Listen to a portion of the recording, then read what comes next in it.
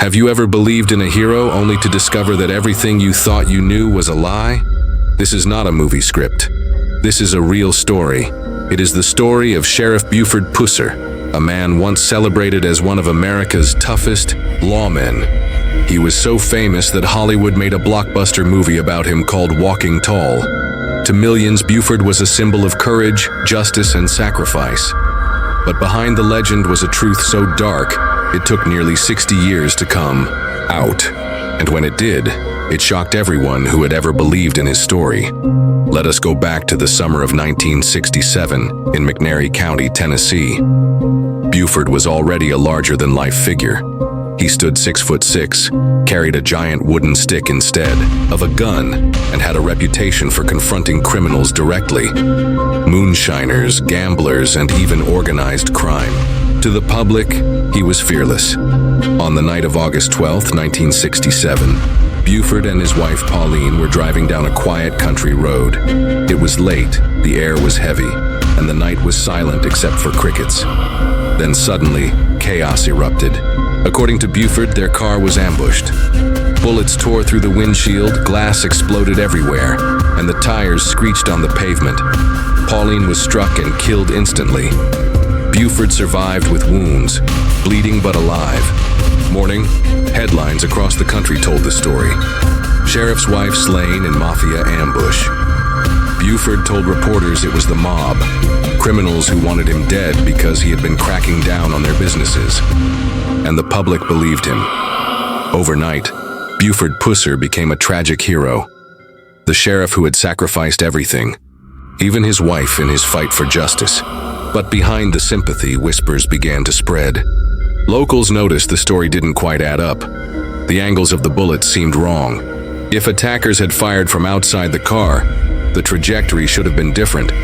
Some even suggested that Buford's wounds looked staged, as though he had hurt himself just enough to make his story believable. And the strangest fact of all, no one was ever arrested. No suspects, no trials, no convictions. For a sheriff claiming that organized crime had just assassinated his wife, the silence was suspicious. Still, Buford's legend only grew. His size, his presence, his confidence, he became untouchable. In 1973, Hollywood released Walking Tall, a film based loosely on his life. On screen, he was portrayed as a fearless giant who fought evil with nothing but his stick and his courage. Audiences cheered. Tourists traveled to Tennessee to see the land of the man who walked tall. And Buford became an icon. Pauline's death became nothing more than a tragic backstory that added to his myth. But time has a way of uncovering secrets. Nearly 60 years later, the Tennessee Bureau of Investigation quietly reopened Pauline's case. With modern forensics, science, investigators retested the ballistics and re-examined the crime scene evidence. The results were chilling. The bullets that killed Pauline almost certainly did not come from attackers outside the car. They came from inside the vehicle, from the driver's side, the very seat where Buford was sitting. That conclusion changed everything. For decades, Buford had sworn criminals had ambushed them. He had cried for justice. He had built an entire empire of fame from Pauline's death. But in reality, the evidence suggested he was the one who had pulled the trigger. If true, it meant the legendary sheriff was no victim. He was the killer. Imagine the betrayal.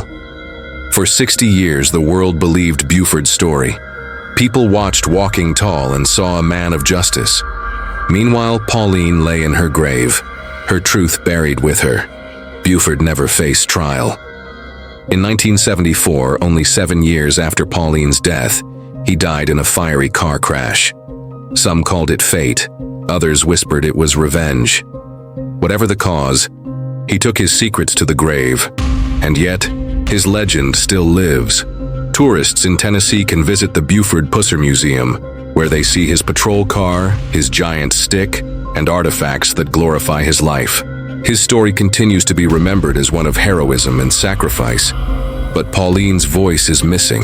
She has no museum, no Hollywood film, only a headstone in a quiet cemetery. This is the real tragedy of Walking Tall. A sheriff who built his fame on lies.